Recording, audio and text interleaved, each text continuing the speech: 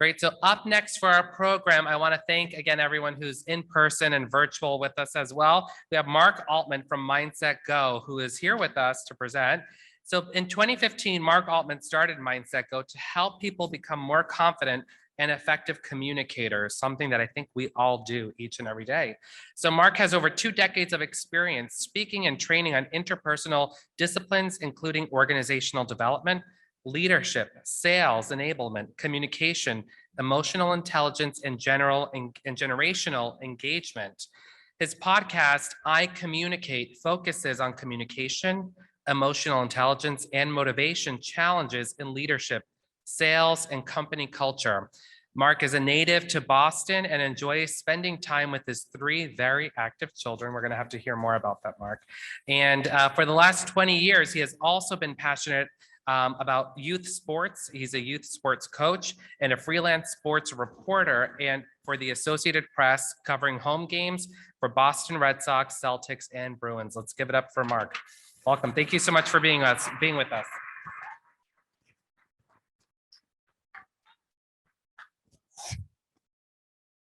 Hi, everybody. Can you hear me okay? Okay, so first let me just tell you all, I don't do death by PowerPoint. So I will be roaming around. This will be interactive. I don't know what you've experienced today, but I'm going to be coming up to you and asking you questions. And if I come up to you and ask you a question you're not comfortable, just say, move on, or I'm not comfortable, and that's all good. But I just, I remember those days, and I don't know how many of you remember this, but I remember those days when I was in high school, and I would sit in a classroom, and a teacher would talk with me for 45 minutes, and I'd be like, I don't even know why I need any of this stuff. So I'm all about being able to apply what you learn. So let me start out by asking a funny question to everybody. Do I have my PowerPoint up there? Let me just see. And by the way, one more thing, housekeeping. Thank you to the SHRM team for the amazing job putting together this conference. Thank you to the virtual attendees out there. And it's an amazing conference. Everybody's done a great job. So thank you. I want to share that. So generational engagement. I have a question for everybody. We'll test the generations in the audience. How many of you remember the TV show Love Connection? Okay, a pretty good amount. So I was on the Love Connection when I was 20. I'm 50, and when I was 21 years old, I was on the Love Connection. And so I was sitting before coming in here today, talking to my partner Patty Burke at our booth, and I was telling her about, I was remembering something from that experience. She said, you should ask the audience and see how many people even remember that show. And I'm like, yeah, so it was an amazing experience. Although, as you might imagine, that was reality TV before reality TV, and it was an entirely scripted experience. If you didn't know that, they do give you a script to follow, even though I didn't completely follow the script. So, I want to ask you all something. There's a phrase I've been thinking about a lot the last 2 weeks, and the phrase is, I didn't sign up for this. Okay? It's a phrase that I'm sure a lot of you have said at one time or another. It's a phrase I'm sure people in your life, personally or professionally, have also said at one time or another. And the reason why I ask it is because I want to ask the group, when you hear someone say that, what's the message there? And I bring this up to this audience because we're talking about the Great Resignation and retention and people being unhappy and leaving and so on and so forth. So where's the shortcoming? If someone says, I didn't sign up for this, what do they read between the lines? What are they really saying? Anybody? Actually, let me grab a microphone.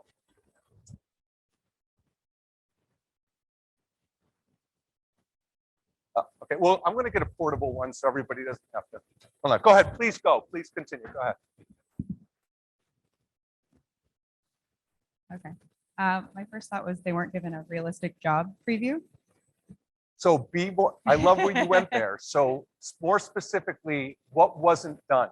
In my experience, when I've felt that, maybe not said it, it was, my job description included a lovely line at the bottom, other duties as assigned in italicized text, and that could be, duties falling under other departments entirely, there was no, I guess, structure. Okay, so beautiful, great answer.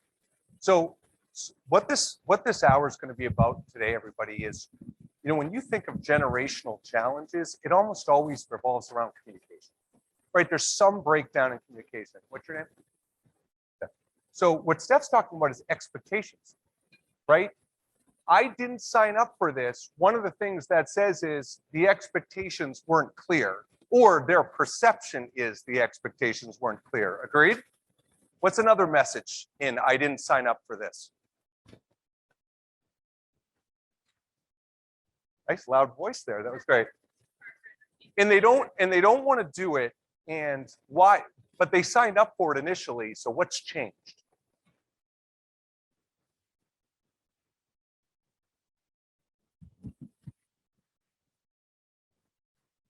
Yes, yes.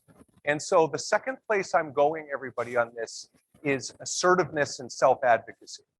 Part of the challenge with the great resignation and retention and generational issues in the workplace is we got to get people to speak up. We got to get people to speak their truth. You know, we throw these words around psychological safety, okay? Unfortunately, there's a lot of people out there that get scared by that phrase. What do you mean by that? I did a program, gosh, it had to be a year ago. It was a bunch of, no offense, it was a bunch of male executives in their 40s and 50s. And I was talking about emotional intelligence and things like psychological safety. And one guy raises his hand, I swear to God, he raises his hand and goes, "This sounds like Dr. Phil stuff to me." I was like, which part? So we're talking about getting people to speak their truth. You know, when you talk about communication, getting people to feel comfortable, confident, and assertive in sharing why they're unhappy, why they feel like this isn't what I signed up for. You know, a great example, everybody, is burnout. And when I hear people talk about burnout, I think, what caused burnout? And I'm not going to digress on this because that's a whole other training. Okay, but what caused burnout? It's not a simple question. There's lots of things. People go take, well, I need 2 weeks vacation, and then they come back and they resume their old habits within a week and they're back to being burnt out again. That doesn't solve the problem. One of the things that creates burnout, it is that one of the biggest secrets is people don't know how to set boundaries, right? And what I hear in the organizations I work with, I hear a lot of team members saying things like, I have to respond to emails at 7, 8, 9 o'clock at night. Really? Why do you have to do that? Did your boss tell you that that's the expectation? For millennials and Gen Z, who the stereotype is, well, they want work-life balance and that's going to drive them away and so on and so forth.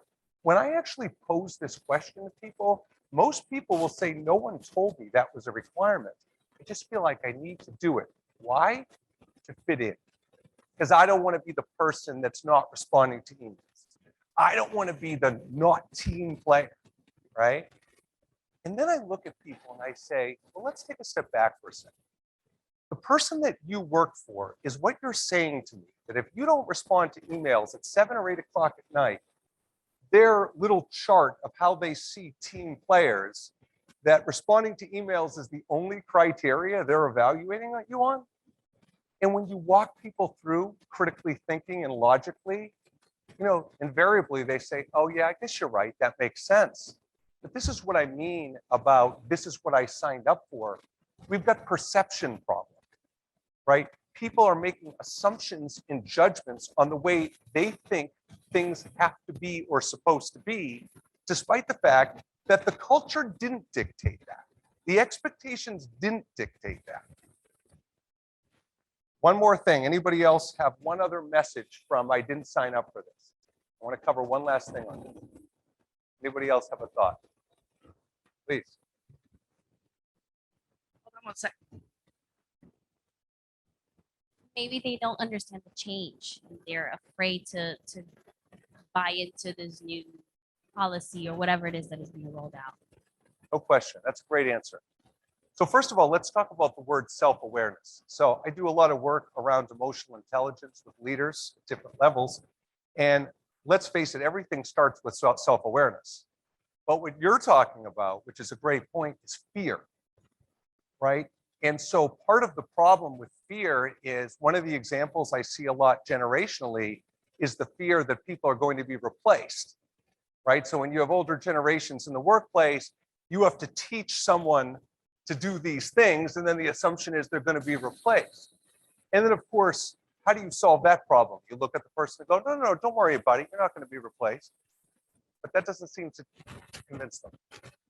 So I wanted to start as a foundational thing today to be thinking about our starting point with generational communication is getting people to speak their truth, feeling comfortable, helping people recognize and become self-aware of what their fears are, and also helping those people discern between whether those fears are rational or irrational fears. Okay? Now, everything I do today, I will explain to you logically. I won't just have you do it. I will share with you why we're doing it. This is an activity called relax, reset, and refocus. So we know one of the things going on culturally in organizations right now is meeting fatigue.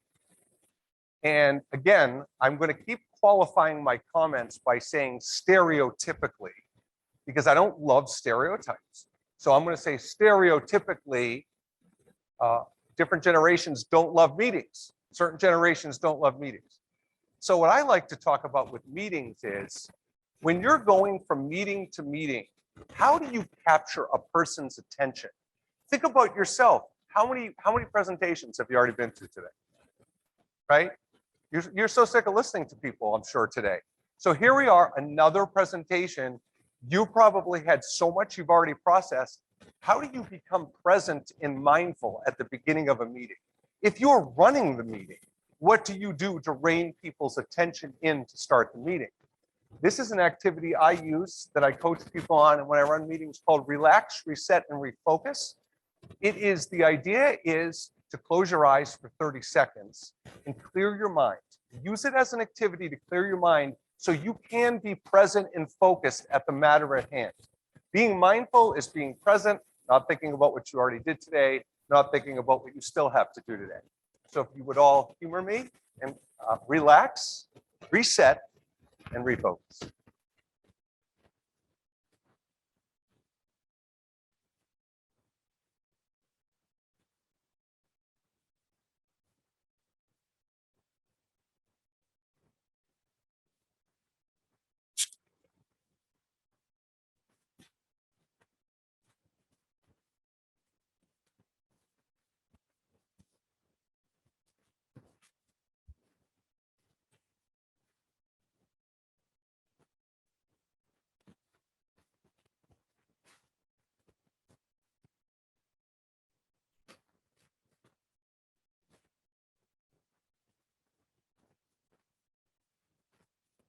Okay, thank you, everybody.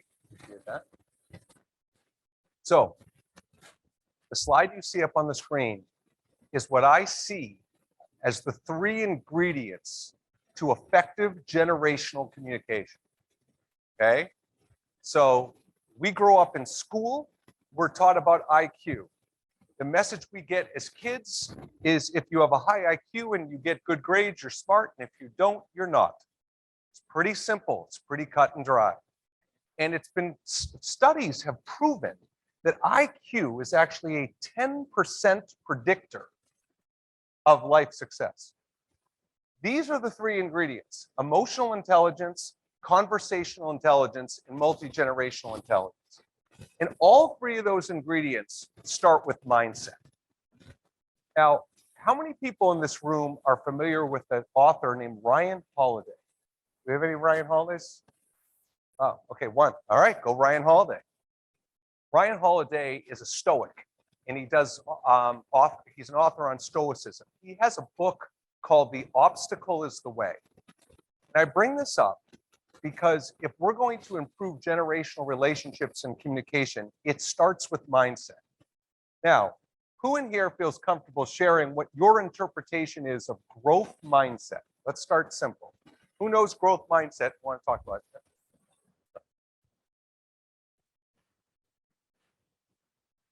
Being open to change. Yes, that's one definition for sure. Who else has another interpretation of growth mindset?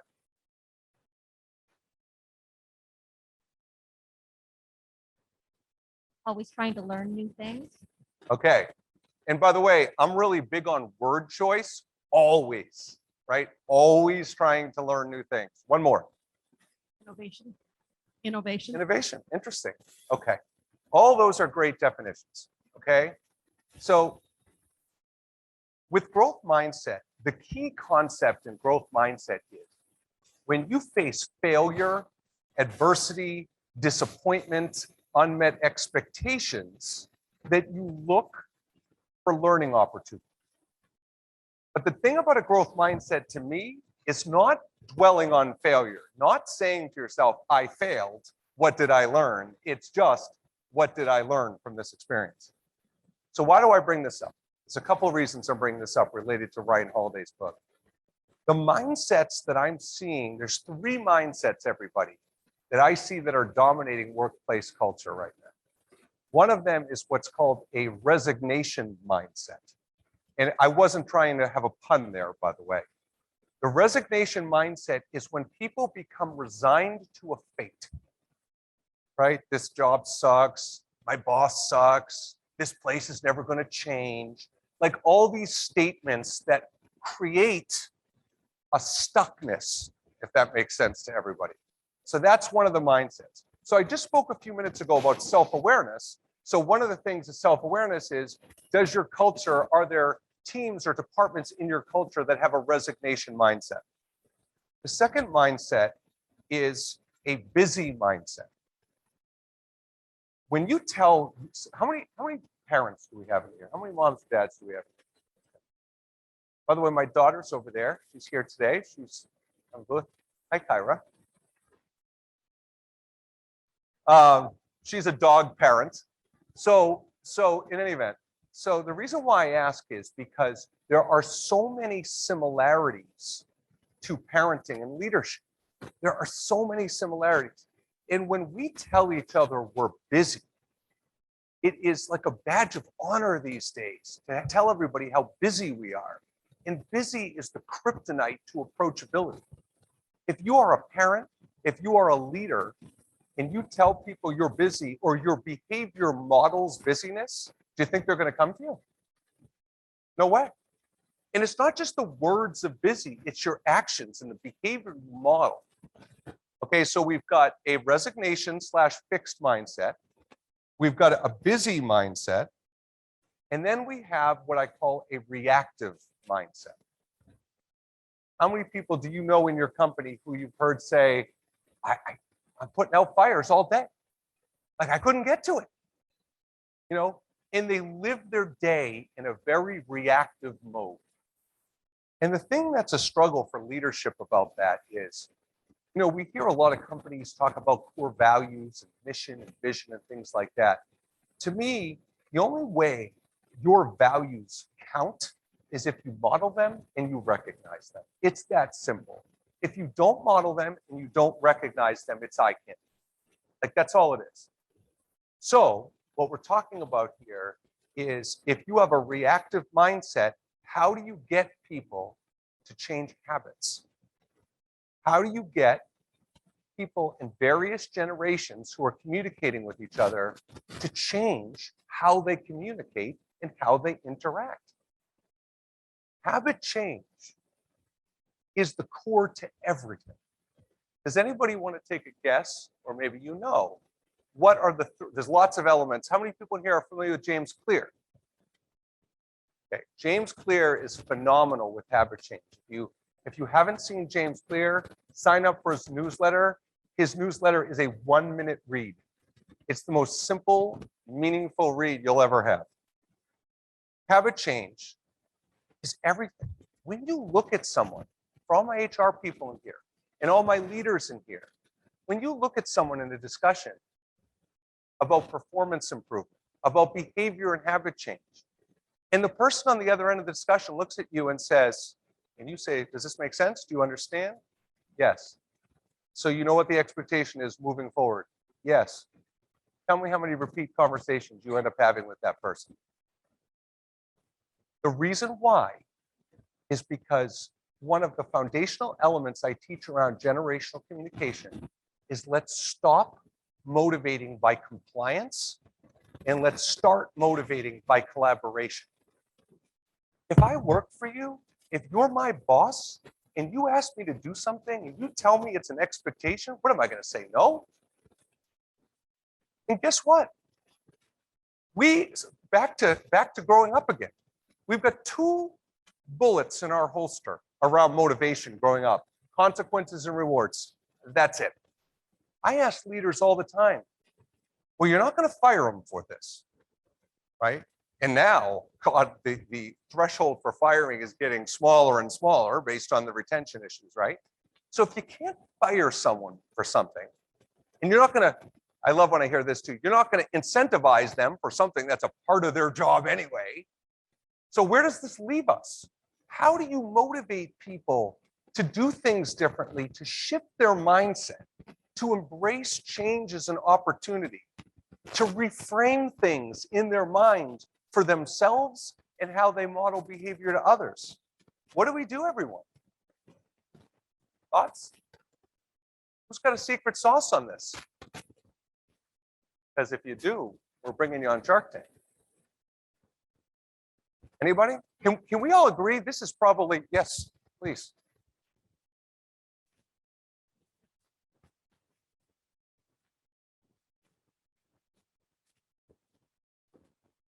So I love what you just said.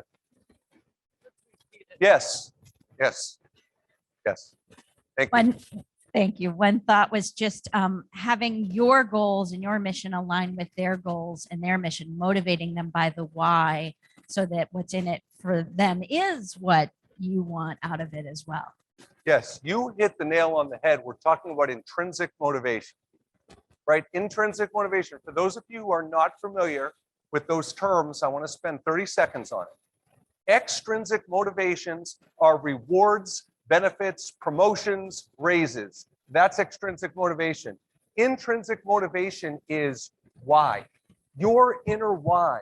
Why do you do this job? Why do you sign up every day? Come on, let's face this. HR?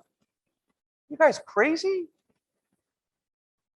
I mean, all crap flows to HR. Everybody knows that if you've been any experience with HR. And guess what? Not only does all crap flow to HR, it's the least probably statistically appreciated department in a company, because you're just supposed to do this, right? That's what you signed up for, right? So we're talking about changing people's mindsets and behaviors. Now, from a habit perspective, I'm going to build on Candace, right? I'm going to build on what Candace said about intrinsic motivation, your internal why. Who knows one of the 3 top criteria for changing a habit? And before I call on anybody, I want you to think about something. When's the last time you changed a habit? Okay. When's the last time you started a habit change and actually sustained the habit change? Okay. So who's got the 3 criteria? Any of the 3? This is the big 3. There's more than 3, but this is the big 3. If someone's going to be open-minded to change a habit, they have to know these 3 things. Anybody? One of them. Discipline, meaning they have to have a plan to actually change the habit. Yes, that is not one of the 3, but that's a critical point. I would agree. They have to be motivated. They have to be motivated. One of my favorite stories to tell about performance and engaging different generations in communication is when someone comes in late for work repeatedly, what do we tell that person? Come on, HR lady, what do we tell people? This is our policy. You have to come in on time. Now, I ask all of you, when someone's repeatedly late for work, and we tell them, this is our policy, you need to come on time. If we could see the bullet above their head, they're saying, no shit.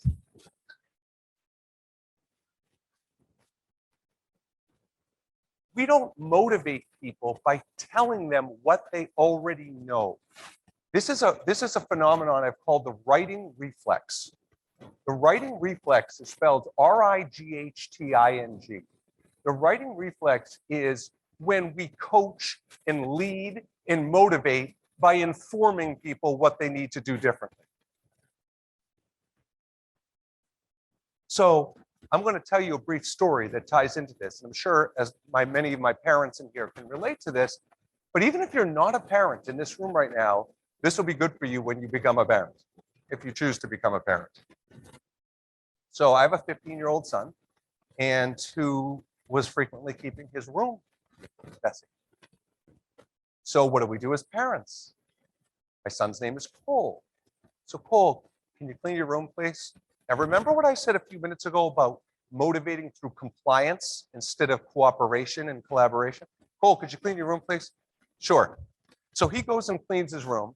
By the way, I learned it a couple of years ago that my definition of clean is very different than his definition of clean, but that's for another day.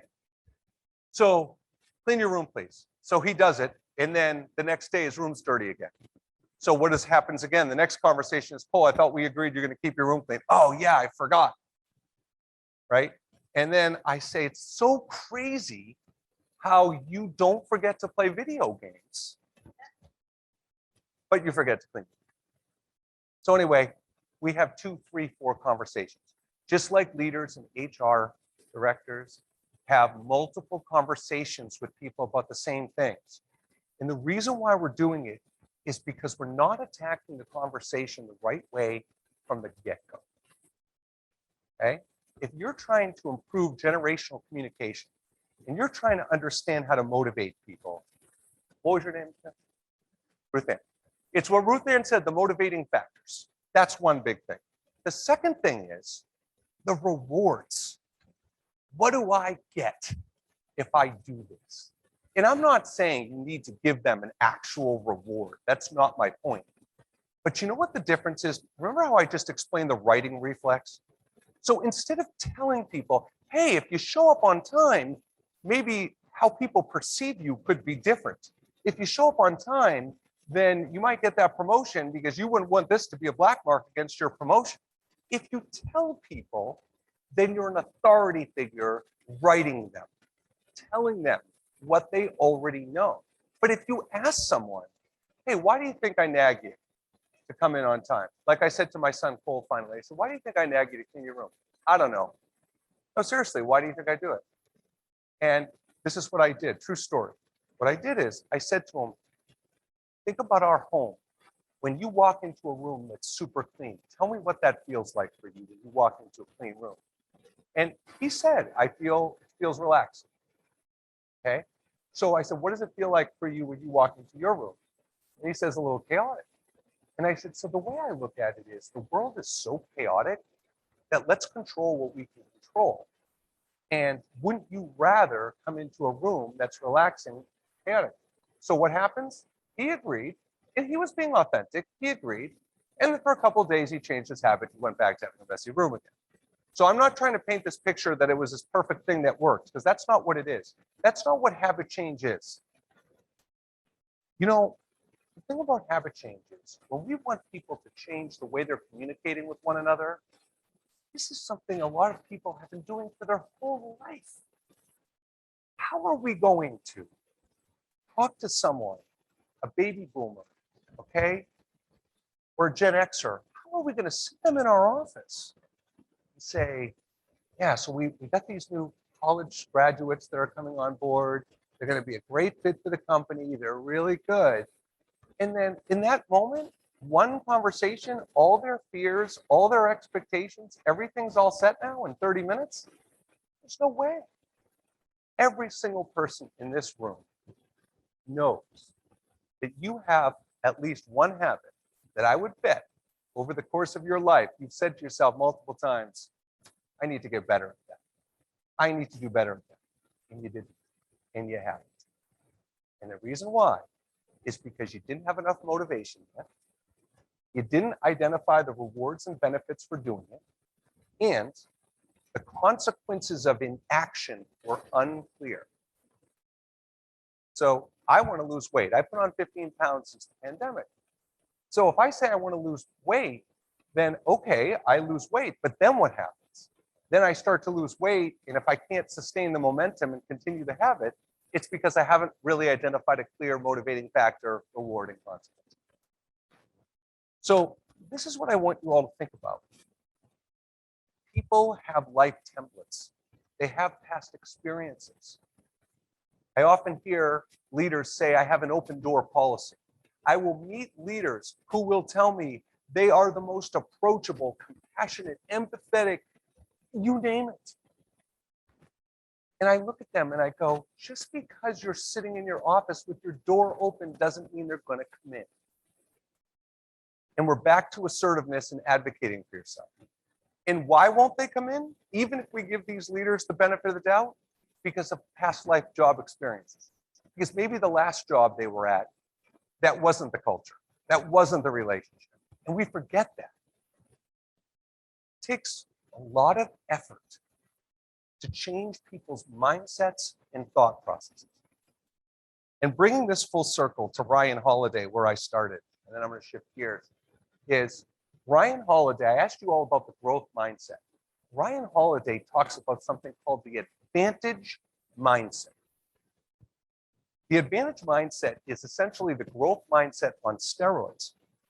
And the advantage mindset basically says, when you have a failure, when you have a setback or a disappointment, it's an advantage. No sulking, no victimhood. It's an advantage.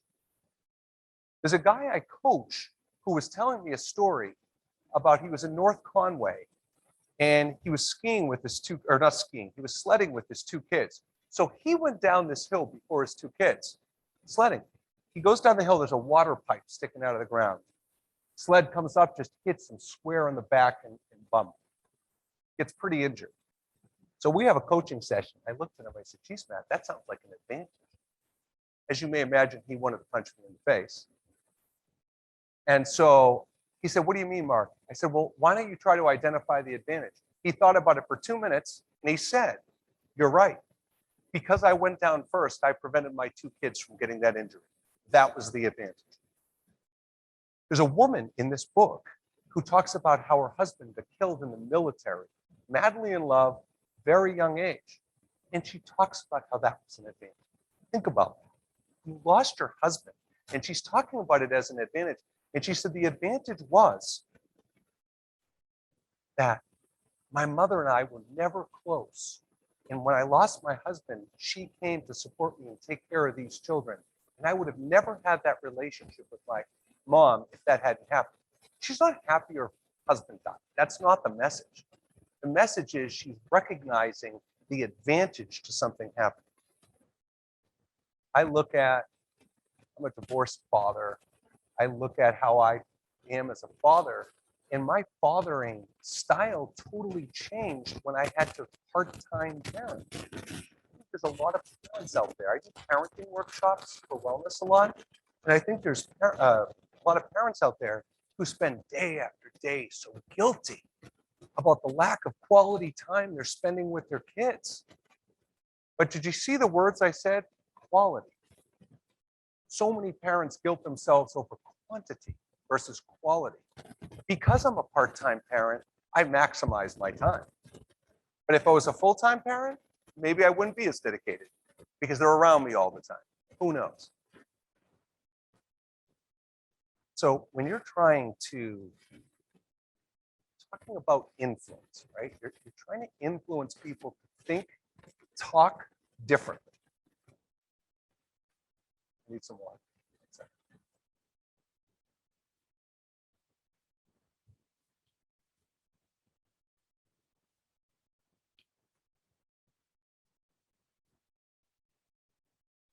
Everybody in here familiar with the concepts? This is the sphere of influence. Everybody in here familiar with the concept that control what you can control, let go of what you can't. And I'm sure everybody in here has heard that at one time or another. But there's a third piece that we're not remembering in that sphere of influence. The third piece is recognize that you can influence people's thoughts, feelings, emotions, and actions. You can't change, you can't control how people react, but you have major impact in influencing. And I'm going to give you the #1 example of this. And if you said to me, Mark, in the last 2 years during the pandemic, what has been the single greatest challenge you've solved for companies? It's easy. It's coaching and managing people and blending the concepts of empathy and accountability at the same time. Because we all feel like, based on what's happened in the last couple of years, we need to be empathetic to the challenges people have gone through. Agreed?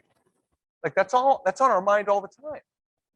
But if you ask leaders, how do I stay empathetic and also balance it by holding people accountable?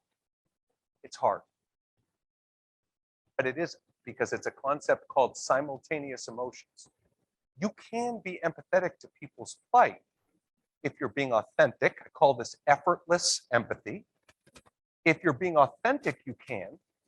And then within the same conversation, after you generally care about their well-being and authentic, you can say, with that said, I still need you to do the work I'm asking you to do.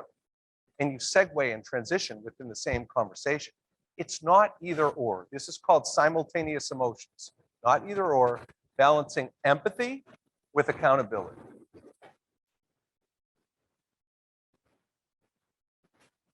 Okay. I promised Tammy we would talk about love languages for a couple minutes. Because when I think of generational communication, I think love languages capture what generational communication is all about.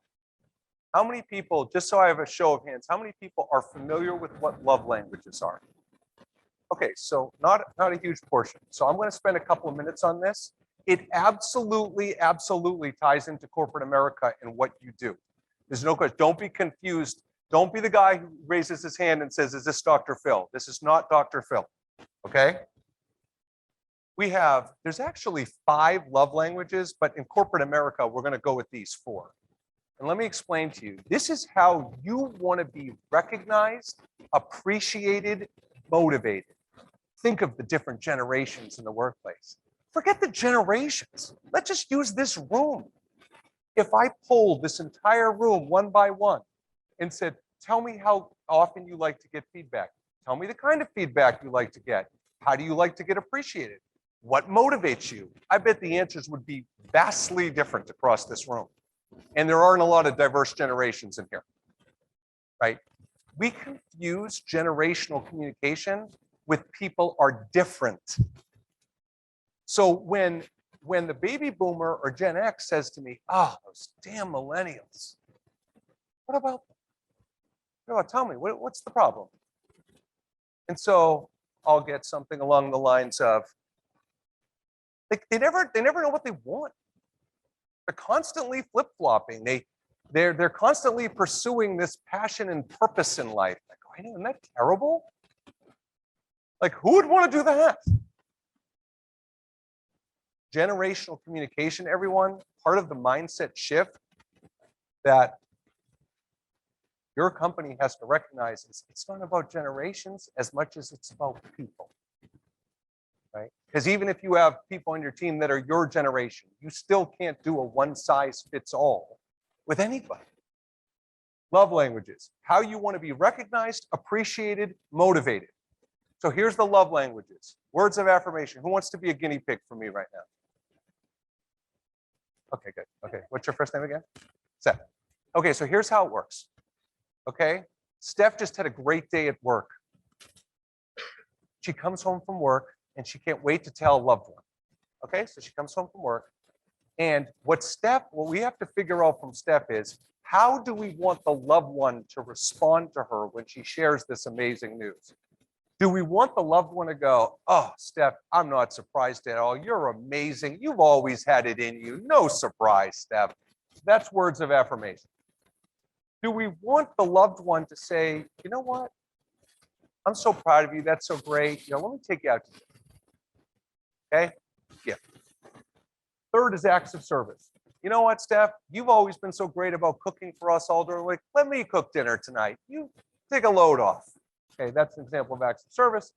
And quality time is quality time. Now, in the workplace, by the way, quality time is job shadowing, it's mentoring. And by the way, if you're not familiar with the term, it's reverse mentoring. And one of the most powerful generational tools in the workplace is when you have the younger generations teach the older generations, and it's encouraged and it's sought. Okay, but those are the 4 love languages. Okay, the 5th one, by the way, personally, is physical touch, for those of you who didn't know. So look at this chart up on the screen. Picture a team, right, at your company, as far-fetched as this might seem. Picture a team, and they're all identifying their primary, secondary, and least valued language. Think about salespeople, everybody, for a second. How do we motivate salespeople? One way. Salespeople apparently have only one love language in that life, and it's money. Right? That's it. So if you're in sales, you must love money and you must not care about anything else. We've been assuming that for God knows how many years.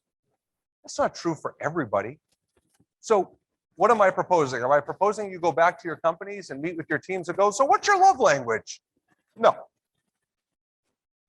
But I want to read you all really quickly. I want to read you. Actually, before I read it, I'm going to ask you all a question. When you interview someone for a job, okay, if you could learn one thing about that person, they said you can only ask me one question. I want to know from this group, what's the question you'd ask? One question. I'd like to hear from a few people on this. What are you looking for in the job? Okay. I like, we got a lot of volunteers on this. How do you proactively manage stress and take care of your mental health? Wait, so hold on, stay right there. Can we just talk about that last answer for a minute? How do you manage stress? Let's stop right there.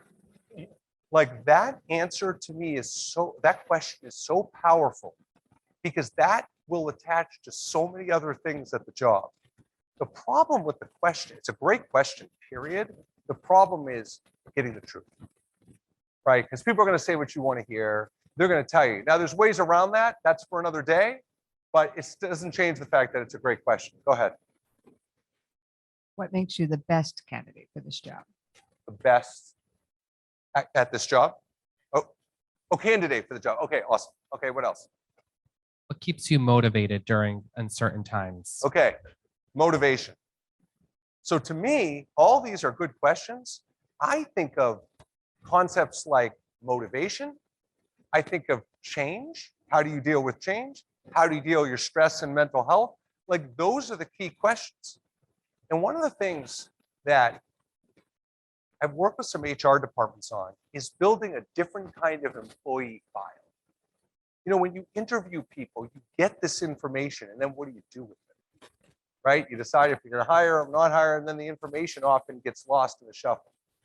These are, right, the critical things beyond what's already said is, if it's a leader, we want to know their leadership style and preferences. We want to know their interactive style, how they interact with people. We want to know their communication style. We want to know how they like to give and receive feedback. Okay, so I'm going to do, how am I doing on time? Okay, so I'm going to do something interactive as our last thing today. Okay, this is a perfect generational conversation. Okay, so here's what I want all of you to think about. Here's the situation. You've got someone in their 20s who has just taken the job and they've only been with you a couple of months. This person comes up to you as their boss. Actually, no, I take that back. This person is thinking in their head, I can do this better. There's a better way to do this. Okay. Now, I want you to think about two things. I want you to think about managing up two different ways. I want you to think if you personally, in your own company, saw something you thought could be done better, how would you communicate that to your boss? And some of you may be saying, simple, just tell them. And it may be simple because of the relationship you built with your boss, right? So that's what makes it simple, is because if there's psychological safety, there's a comfort level and so on and so forth. But it's not typically an easy conversation to correct a process that someone else may be used to, comfortable with, passionate about. Now let's go on the flip side. I want you to think about, speaking of love languages, you're coaching someone. Hey, by the way, if you ever see a process as you get more comfortable with what you're doing that you think should be done differently, I want you to communicate it to me in the following way. So my question for anybody, who could tell me, they would say, finish this sentence. I would tell the person that works for me, this is how I'd like them to communicate their idea, their feedback, their thought. Anybody want to be a guinea pig? Talking, this is an example of courageous conversations. You're not pulling your weight over here. There's a lot of work over there. I don't see. Damn, that's good. While I prefer direct feedback, and just, I like for people to just honestly tell me what it is that they'd like, right? I think it's how you say what you say.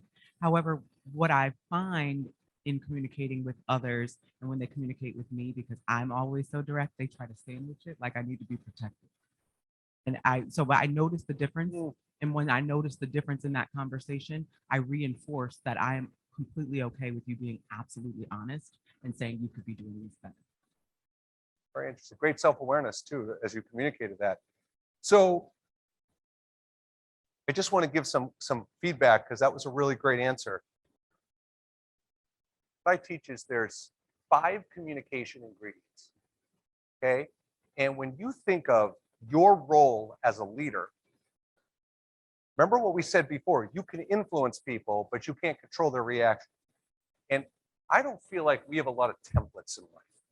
When you lay your head down on your pillow at night, you say, was I a good mother, father, director of HR, whatever? Don't you think we all tend to default more to the negative than the positive when we're evaluating ourselves? So with that in mind, these are the 5 ingredients to know foundationally if you're an effective communicator. Across generations, across departments, whatever. Number 1, word choice. What you say. And I'm going to give you 3 examples. One of the most toxic words influentially in the English language is but. I know you all have heard this before. And you know what? My big thing at Mindset Go is knowledge is wonderful, but it's useless if you don't convert it to action.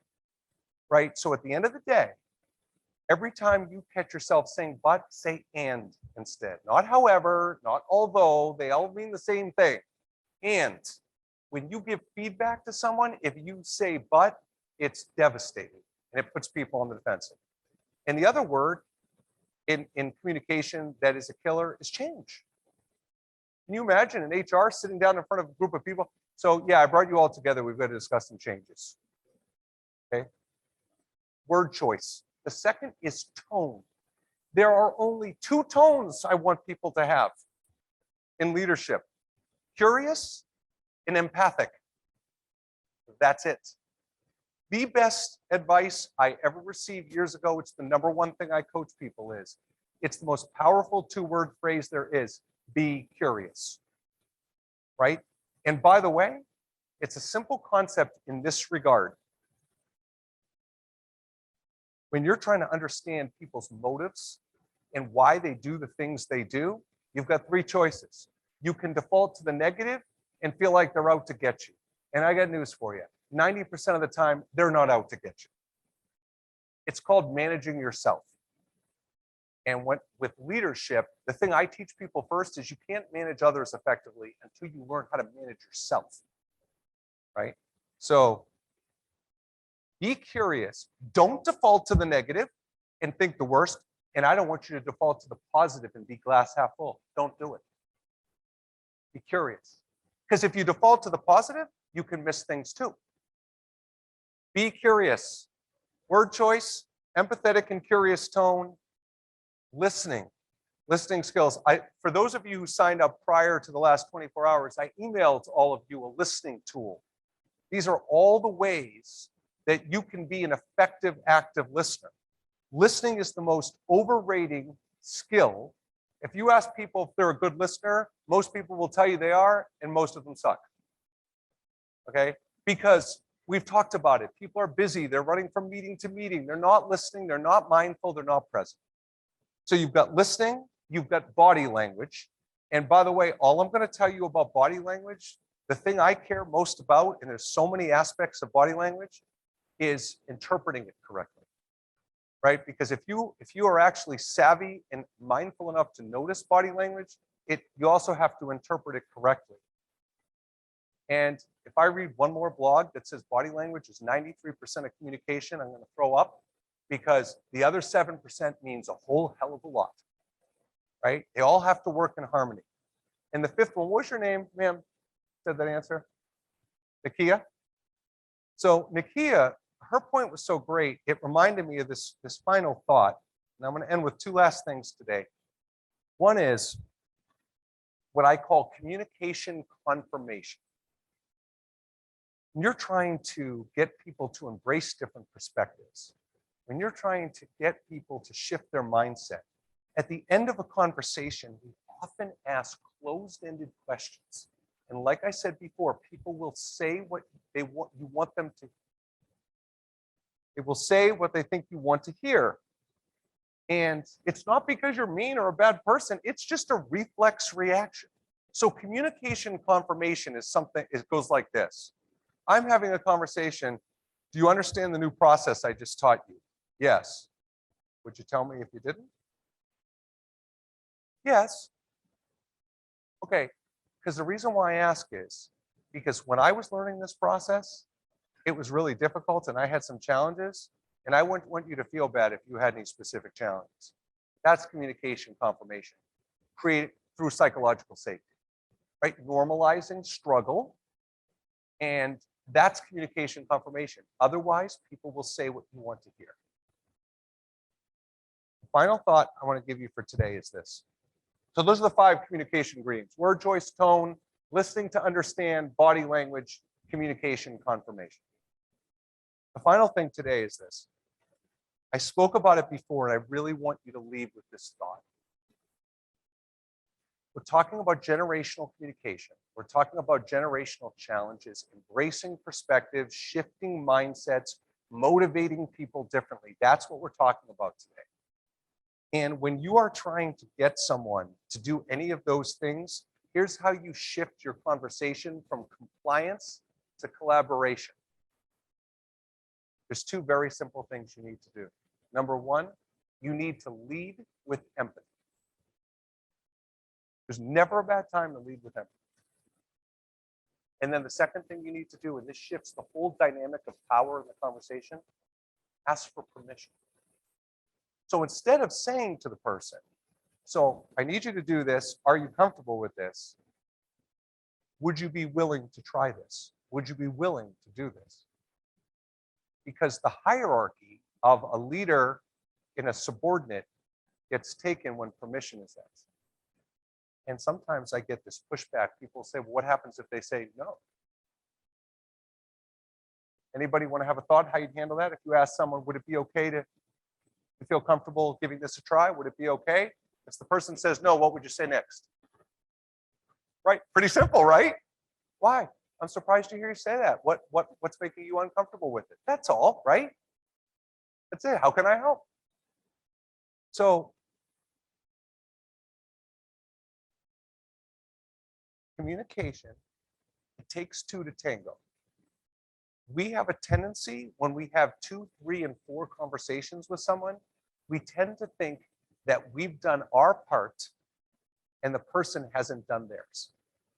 And I will tell you that if I eavesdrop as someone who teaches communication every day, that if I was to listen to most of those leadership conversations, I would say they weren't all that influential or effective.